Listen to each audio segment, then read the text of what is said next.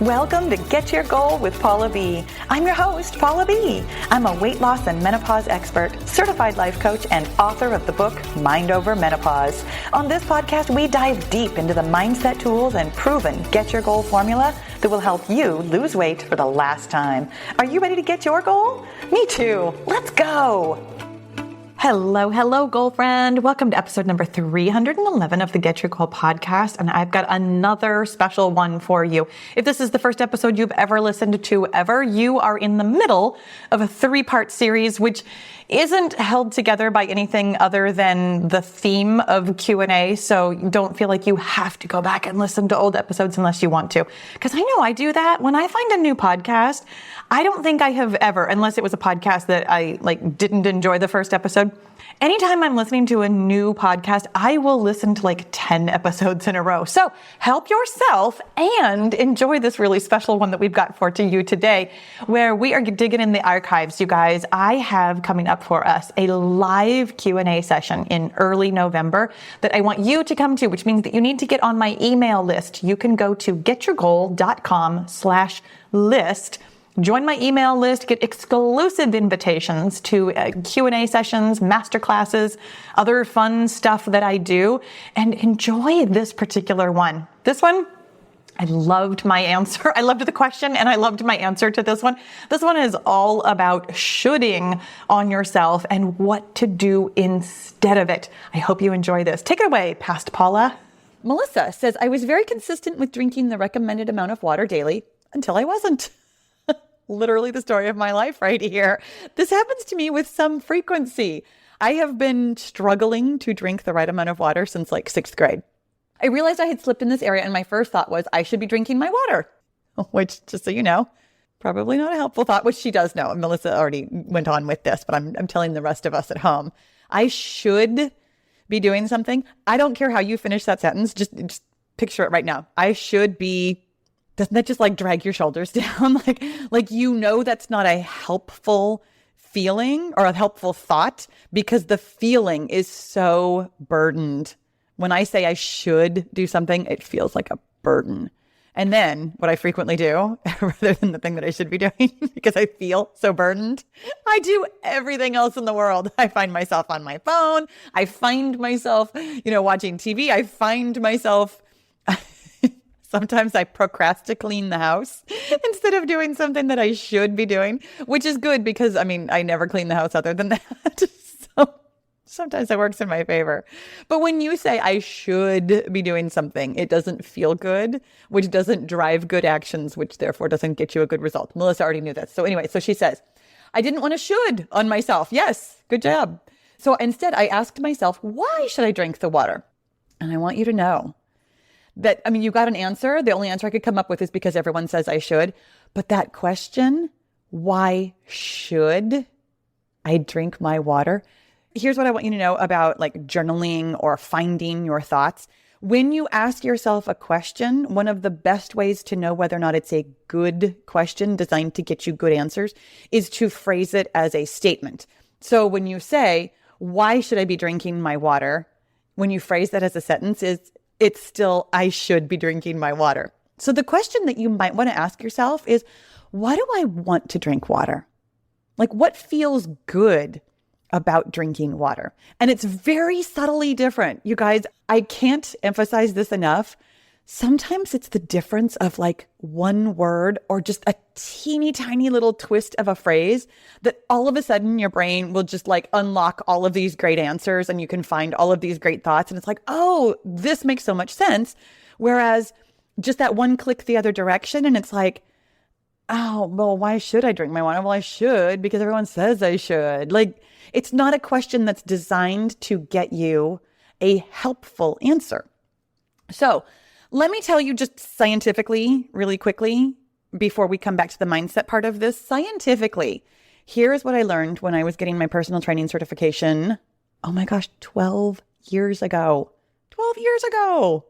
So weird that I've been doing this for so long, but that also explains why I love doing this so much because I've been doing it for so long. Anyway, 12 years ago, here's what I learned about hydration and why it's so important for fitness. And also for weight loss. Just so you know, fitness and weight loss are actually kind of different.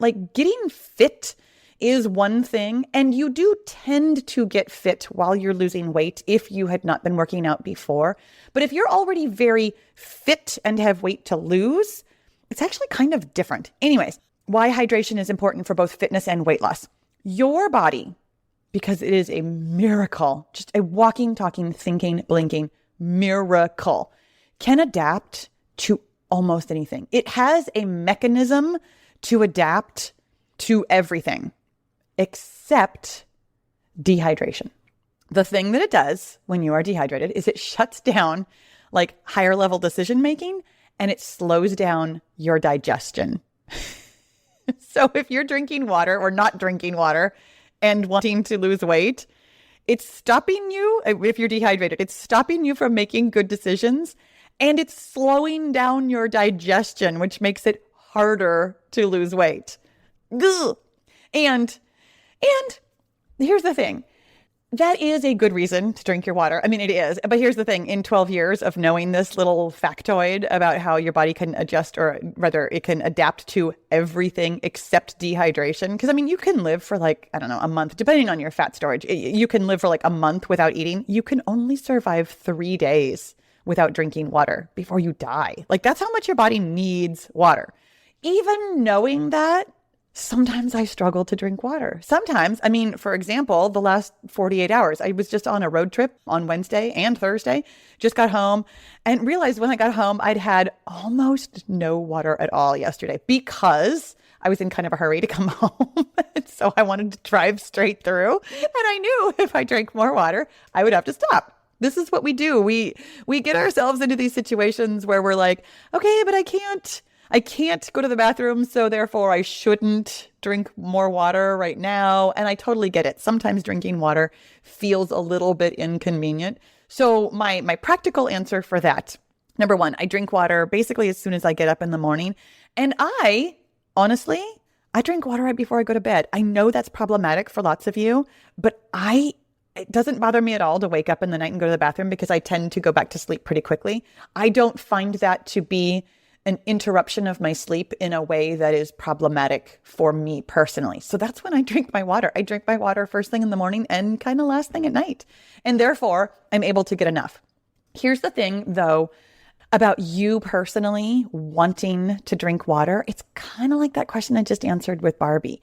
When you know all the things you're thinking that are stopping you from drinking water, that'll help you kind of figure it out. So I actually do suggest that you journal and ask yourself a question. Why am I not drinking water right now? And just see what your brain is offering you. You're probably, I can almost guarantee that your brain is offering you something like, I don't have time to pee. I don't want to wake up at night. Like it's offering you these things that, yes, we all recognize as excuses. But when your brain is offering them to you and you're not paying attention, it actually does literally excuse you from doing the action that you want to do because you are not doing the thing that you want to do. Like you are excused from it because your brain has offered you this reason. And that's all it is. It's just a thought. Once again, just a thought. It's an electrical impulse in your brain, which means that you can find yourself a different thought. The thought that I have, I'm trying to decide if I'm going to share this with you. The thought that I have, I'm going to give you the clean version of it because I want you to know that I try really hard to like make sure that I'm not offending people by swearing. I don't know how many of you like have little kids around, your children, your grandchildren, whatever. So I'm going to be really careful about this. But the thought that I tell myself, I have 3 times a day. I'm a chugger, not a sipper. So in the morning, right after breakfast, I'll drink a full like 25 ounces of water. In the middle of the day, I'll drink another 25 ounces of water. And then right before bed, I drink another 25 ounces of water. So therefore, I get my 75 ounces of water in a day. So when it's the middle of the day, because I don't have any problem drinking it in the morning, I don't have any problem drinking it at night. But in the middle of the day one, that's the one that I still don't want to drink sometimes. And so I'll tell myself, Paula, don't be a jerk. And that doesn't sound motivating to most people. And I totally get that. But for me, what it's reminding me of is that drinking water is something I do because I love myself. So when I'm acting that way, I'm being a jerk to myself. So that's what I tell myself that gets me to drink water. And this is why, you guys, this is why when you ask me, what can I do to be motivated to work out? What can I do to be motivated to drink my water? It's going to be so individual to you. Like, it's really going to be a thought that just works for you, that just works for your brain, that just clicks and makes things happen for you. So this is something worthy of actually paying attention to. It took me a while to find this thought for myself of don't be a jerk to yourself, because I really do drink my water from self-love. And Melissa, I do hope that that's one of the reasons that you find about why you don't necessarily should need to drink water. Gosh, that was a convoluted sentence. But why you might want to drink water. I hope you want to drink water simply because you love yourself. It's kind of nice, right? It was so good, right? I know. This is the magic of Q&A. It becomes like electric, where we're just asking questions and getting an answer and learning all about weight loss and mindset and the practical side and journaling and all that good stuff. You guys, I really, really hope that this one was helpful for you today. Thank you so much for being here. I'll see you again soon. Thanks for listening. Be sure to leave a rating and review so other women of a certain age can stop struggling with the scale and start loving their menopausal bodies. And if you're ready to change your mindset while you're changing your weight, then it's time to get into the Get Your Goal Mastermind group, where you'll find my proven success formula, answers to your questions, expert coaching, and the community support you've been looking for. You don't need to lose weight alone when you can have fun and level up your mindset with friends. With weekly coaching calls, live journaling classes, and access to the tools and strategies I've used to help thousands of women lose weight for the last time, the Get Your Goal group is the place for you to get your goal. Learn more about group membership at www.getyourgoal.com. And I'll see you inside the group.